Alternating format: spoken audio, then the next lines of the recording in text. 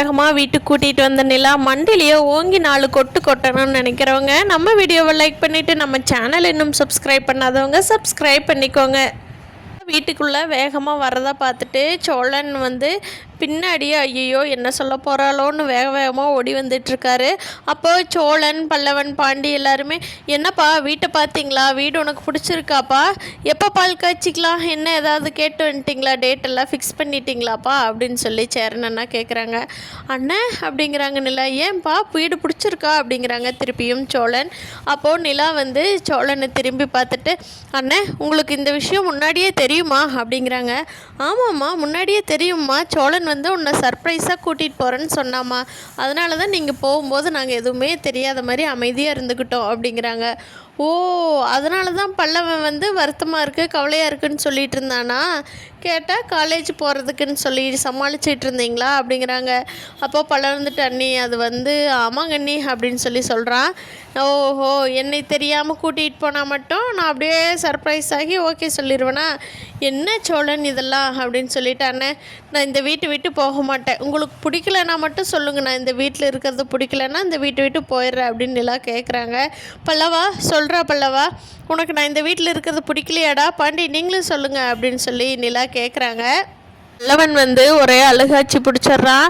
அண்ணி அண்ணி இல்லை நீங்கள் வீட்டு விட்டு போயிடுவீங்கன்னு எனக்கு எவ்வளோ ஃபீல் பண்ணேன் தெரியுமா, நான் போய் உங்களை இந்த வீட்டில் இருக்கிறது பிடிக்கலன்னு சொல்லுவேண்ணா, என்னங்க நீ சொல்கிறீங்க அப்படிங்கிறீங்க, அப்புறம் ஏன்னு என்கிட்ட சொல்லவே இல்லை அப்படிங்கிறாங்க. அண்ணன் தான் நீ நான் போய் வீடு காட்டு வரைக்கும் யாராவது பேசிட்டீங்க கொண்டு போடுவேன் அப்படின்னு அண்ணன் தாங்க அண்ணி சொல்லிருச்சு, அதனால தாங்க அண்ணி அப்படின்னு சொல்லி சொல்கிறா. அப்போ திரும்பி பார்த்து சோழன் ஒரு முறை மறைக்கிறாங்க நிலா. அப்போ சோழன் ஐயோ என்ன திட்ட போகிறாளோ ரூம்குள்ளே கூட்டிகிட்டு போய் அப்படின்னு நினச்சிக்கிறாங்க. அப்போ சேரன் ஏன்பா அந்த வீடு என்னாச்சுப்பா அப்படிங்கிறாங்க. அண்ணன் இந்த வீட்டை விட்டு நான் போக போகிறது இல்லை, உங்களுக்கெல்லாம் பிடிக்கல நான் மட்டும்தான் நான் இந்த வீட்டை விட்டு போக, எனக்கு இப்போதைக்கு இந்த வீட்டை விட்டு போய் அங்கே இருக்கிறதெல்லாம் எனக்கு செட் ஆகாதுன்னு சொல்லப்போனால் நான் சோழனை விட இந்த வீடு எல்லாருமே சோழன் அளவுக்கு உங்களை எல்லாத்தையுமே எனக்கு ரொம்ப பிடிச்சதுனால தான் நான் இங்கே இருக்கிறேன், இந்த வீட்டில் 1 வருஷம் இருந்தேன்ல என்ன, அப்போல்லாம் எனக்கு செட் ஆகிட்டு இப்போ மட்டும் செட் ஆகலையா என்ன, எனக்கு இந்த வீடு தான் ரொம்ப பிடிச்சிருக்கு, இதுலேயே நம்ம ஆல்ட்ரேஷன் ஒர்க்கு எல்லா ஒர்க்கும் பண்ணிக்கலாம், எல்லாத்துக்கும் தேவையான வசதியெல்லாம் இந்த வீட்லேயே பண்ணிக்கலாம், அதனால் என்னை இந்த வீட்டுக்கு அங்கே கூட்டிகிட்டு போகிறேன் இங்கே கூட்டிகிட்டு போகிறேன்னு அவர் ஏதாவது பிளான் பண்ணி அதுக்கு நீங்கள்லாம் ஒதுக்கிட்டு இருந்தீங்க, நடக்கிறதே வேறு அப்படின்னு சொல்லிட்டு நிலா வேகமாக தன்னோட ரூம்குள்ளே போயிடுறாங்க. பின்னாடியே சோழன் ஐயோ கடவுளே என்ன பண்ண போகிறாளோ அப்படிங்கிறாங்க. அப்போது பல்லவன் வேகமாக சோழனை அண்ணன் அப்போ அண்ணி வீட்டு போக மாட்டாங்களா அப்படிங்கிறாங்க. டேய் நானே வருத்தத்தில் இருக்கிறேன், நீ வேறு இருடு அமைதியாக அப்படின்னு சொல்லிட்டு சோழன் நிலாவோட ரூம்குள்ளே போயிடுறாங்க. அப்போது நிலா சோழன் இங்கே பாருங்கள், இனிமேல் இந்த தனியாக கொடுத்தனும் போல தனியாக நான் போய் வீடு பார்க்குறேன் ஃப்ளாட் பார்க்குறேன் அது இதுன்னு சொல்லி எதையாவது தேவையில்லாத வேலை பண்ணிகிட்டு இருந்தீங்க, அப்புறம் நீங்கள் மட்டும்தான் போகணும், நான் இங்கேயே தான் இருந்துக்குவேன் அப்படிங்கிறாங்க.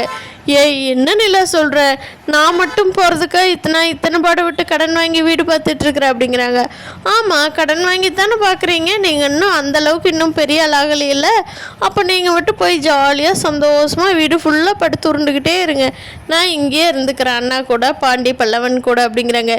ஏய் நிலா என்ன நிலா பேசுகிற, நீ என்னை கலாய்க்கிறியா திட்டுறியா அப்படிங்கிறாங்க. புரிஞ்சுக்கிட்டா சரி சோழன், இனிமேல் இந்த தனி கொடுத்தனும் போகிற வேலையை வச்சுக்கிட்டீங்க அவ்வளோதான், நான் திருவண்ணாமலை போயிட்டே இருப்பேன் அப்புறம் அப்படின்னு சொல்லுவோம். நிலா இல்லை நிலா இனிமேல் பண்ண மாட்டேன், உங்கள் அப்பா சொன்னதில் தான் கொஞ்சம் காண்டாகி பார்த்துட்டேன் நிலா, உனக்கு சர்ப்ரைஸாக இருக்கட்டும், இந்த வீடு சூப்பராக இருக்குதே அப்படின்னு சொல்லி தான் உன்னை கூட்டிகிட்டு போகணும் நிலா அப்படிங்கிறாங்க. சர்ப்ரைஸ் ஆகுது மண்ணாங்கட்டியாவது, இனி இந்த வேலையை வச்சுக்கிட்டீங்க அப்படின்னு சொல்லி நிலா சோழனை திட்டி விட்டுறாங்க. நல்லா பாண்டி வானதியோட மெடிக்கல் ஷாப்புக்கு போகலாம் அப்படின்னு சொல்லிட்டு போகிறாங்க. அந்த வழியாக போகிறப்போ அப்போ மெடிக்கல் ஷாப்புக்குள்ளே போகிறப்போ வானதி அங்கே இல்லை, அங்கே இருக்கிற செல்வம் சொல்கிறாரு அண்ணா இப்போ தாங்கண்ணா அக்கா டாக்டரை பார்க்க போனாங்க அப்படிங்கிறாங்க. ஓ அப்படியாடா சரி நான் அப்போ கொஞ்ச நேரம் வெயிட் பண்ணுறேன் பேசிட்டு வரட்டும் அப்படிங்கிறாங்க. ஆனால் ஒன்றும் இல்லைன்னா இந்த மருந்தெல்லாம் புதுசாக வந்திருந்தது, வேறு என்ன வாங்கணும் வேறு என்ன அது லிஸ்ட் வேணுமா அப்படிங்கிறதுக்காக போனாங்க, இப்போ தான் போனாங்க, ரொம்ப வேலை ஒன்றும் இல்லை 5 நிமிஷத்தில் வந்துடுவாங்க அப்படிங்க. ஒன்றும் பிரச்சனை இல்லை செல்வம் மெதுவாகவே வரட்டும் அப்படின்னு சொல்லிட்டு பாண்டி வெளியே உட்காந்துக்கிறாங்க. அப்போது நம்ம வானதி வந்து டாக்டர்கிட்ட பயங்கரமாக பேசி சிரிக்கிற சவுண்டு பாண்டிக்கு கேட்குது. என்னது மருந்து சீட்டு தானே வாங்குறேன்னு போனால் இவ்வளோ நேரம் பேசிகிட்டு இருக்காளே என்னன்னு தெரியலையே அப்படின்னு சொல்லி யோசிச்சுட்ருக்காரு. ஒரு 10 நிமிஷமாக உட்காந்து பார்க்குறாரு. வானதி வர்ற மாதிரியே தெரில.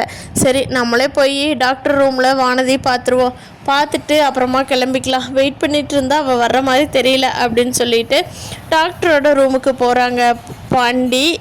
டாக்டர் வந்து வானதியோட கையை பிடிச்சிட்டு, வா எவ்வளோ சூப்பராக கையெல்லாம் மெயின்டைன் பண்ணுறீங்க, சூப்பருங்க, நான்லாம் வர்றவங்களுக்கு என்னென்னவோ க்ரீம்ஸ் சஜஸ்ட் பண்ணுறேன், நீங்கள் என்ன க்ரீம்ங்க யூஸ் பண்ணுறீங்க, இவ்வளோ சாஃப்டாக இருக்குது எல்லாமே, சரி சூப்பராக மெயின்டைன் பண்ணுறீங்க.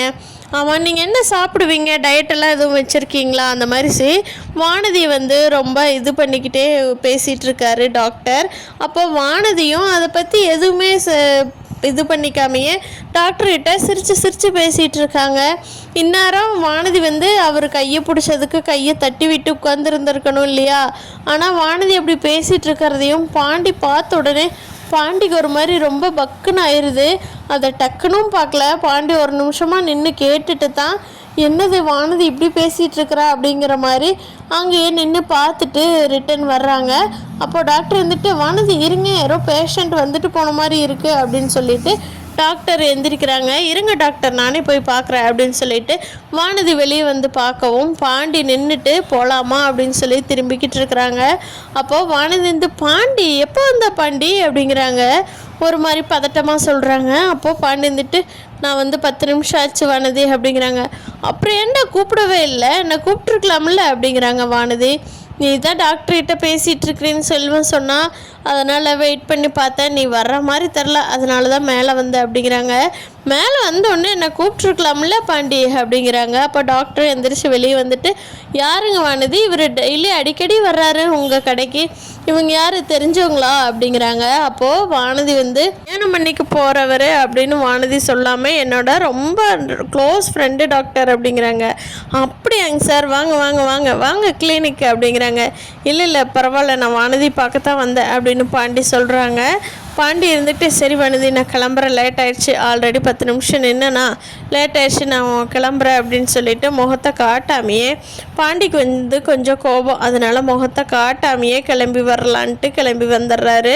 அப்போது அங்கே இருக்கிற டாக்டர் இருந்துட்டு, யார் வானதி இவங்க சார், அது வந்து அப்படின்னு வானதி தயங்கவும் அங்கே இருக்கிற செல்வம் இருந்துக்கிட்டு, அவர் தான் நம்ம வானதி கல்யாணம் பண்ணிக்க போகிறவர் அப்படின்னு சொல்லி செல்வம் சொல்கிறான். ஓ அப்படியா வானதி அப்படிங்கிறாங்க. சார் அது வந்து அப்படின்னு சொல்லி வானதி தயங்கவும் டாக்டர் சொல்கிறாங்க, என்ன வானதி இது என்கிட்ட முன்னாடியே சொல்லியிருக்கலாம் தானே அப்படிங்கிறாங்க. இல்லை சார், நான் சொல்லணும்னு நினச்சேன், ஆனால் அது வந்து சொல்கிற மாதிரி எந்த சுச்சுவேஷனும் அமையலை அப்படிங்கிறாங்க. என்ன வானதி இவ்வளோ படிச்சிருக்கீங்க, படிச்சுட்டு போயும் அந்த அழுக்கு பனியனோடு சுற்றிட்டு இருக்கிற மெக்கானிக் பையனையாக கல்யாணம் பண்ணுறீங்க, கொஞ்சம் யோசிச்சுக்குங்க வானதி, நீங்கள் பயங்கரமாக நல்லா மெச்சூரிட்டியாக சூப்பராக பழகுறீங்க, அவர் ரொம்ப இறுக்கமாகவே ஒரு மாதிரி இருக்கார், உங்களுக்கும் அவருக்கும் செட் ஆகுமான்னு பார்த்துக்குங்க அப்படின்னு சொல்லிட்டு டாக்டர் சொன்ன மாதிரியும் இருக்கணும், சொல்லாத மாதிரி இருக்கணுங்கிற மாதிரி வெளியில் போயிடுறாரு. பார்க்கலாம் ஃப்ரெண்ட்ஸ், ஐநார் துணையில் அடுத்து என்னென்ன நடக்க போகுதுன்னு. இந்த வீடியோ பற்றி நீங்கள் என்ன நினைக்கிறீங்கன்னு கீழே கமெண்ட் பண்ணுங்கள். தேங்க்யூ.